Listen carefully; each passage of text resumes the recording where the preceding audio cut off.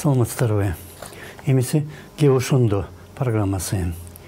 Бишкек мэриясы бүгін билдиргендей, Аккула ат майданынын менчик колго өтүп кеткен 57 гектар жеринин 55-ке жакын гектары шаар менчигине кайтарылды жана эми жаңы имарат курууга тендер жарыяланды. Бирок былтыр эски имаратты оңдоо боюнча конкурста Алымбек Абдыраимов жетектеген архитекторлор тобу жеңип чыккан жана жаңы имарат тууралуу анда сөз болгон эмес. Ушунун өзү эле бир топ күмөн жаратат. Долбоор иштерине эле 19 миллион сом сартылат экен. Ал эми имаратты курууга ар башка эксперттердин пикиринде 650дөн 800 миллион сомго чейин керек. Мындан 2 жыл мурда спорт комитеттин башчысы Аманкулов жогорку кеңешке чакырылганда мынча каражат кайдан табылары белгисиз деп билдирген. Азыр каражат табылбаганы жөнүндө эч нерсе деп айтылбайт.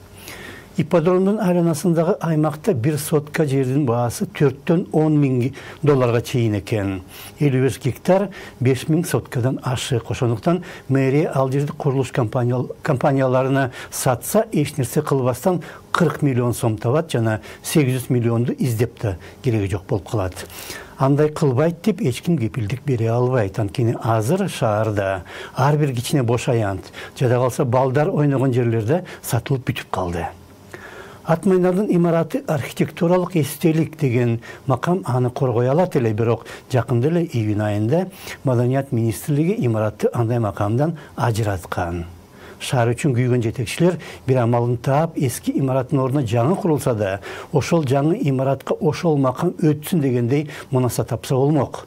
Бирок ал макам шаар жетекчилигине да, курулушчуларга да жолтоо гана болгондой. Советтик мезгилде бир да маданий баага имарат жөн бузулчу эмес. Мисалга, Бишкектин борборунда жайгашкан почтамт же офицерлер үйү менен КГБнын имараттары алардын ордуна жаңылары курулуп бүткөнчө бузулган эмес. Почтамттын жаңы имараты Чүй проспекти менен Абдрахман көчөлөрүнүн кесилишине курулду. Офицерлер үйүнүн жаңы имаратына кийин 93-жылы Славян университети кирди. Балдар жана жалпы эле эл жакшы көргөн шаардык стадиондун ордуна ак үй тургузулуп жатканда, Кожзаводко жакын жерде жаңы стадионда курула баштаган, бирок совет бийлиги жоголгондо аны бүтүрүүгө каражат табылбай калды. Каржы министри болуп 26 жыл иштеген атактуу адамдын кызматтан алынышы ак үйдү тургузууга ашыкча каражат сарпталганы менен кошо ошол стадион курулбай калганы да себеп болгон. Бирок анда маселеге Москва илигишкен.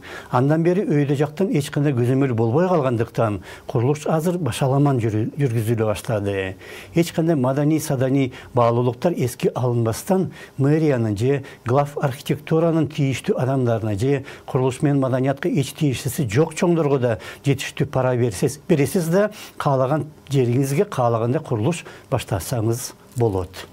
Жана азырдагы ат майдан турган 55 гектар жер менчик колдон кайра шаар менчигине өттү деген маалымат күчтүү маалымат компаниясы менен коштолууда. Дээрлик бардык маалымат агенттиктери дээрлик бирдей маалымат таратып бүгүн мэрияны мактап кирди. Бирок андай чечимди жогорку сот 2017-жылдын сентябрында эле кабыл алган.